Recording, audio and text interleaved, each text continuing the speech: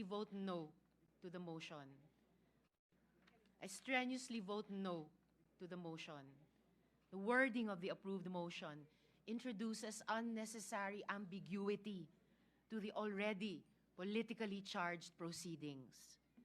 Ang return po ay pagsauli o pagbalik. Sa usapin ng judiciary, nire-remand ang kaso pabalik sa lower court for further proceedings. Kaya po, I cannot accept this kind of wording. It is dangerous and disingenuous, particularly when the rules of court have suppletory application. The same purpose could have been achieved by merely asking the House prosecutors to file a compliance and clarify certain issues.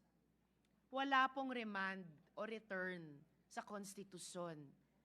Ang obligasyon natin, try and decide. Isa po itong kabalintunaan, Mr. Presiding Officer.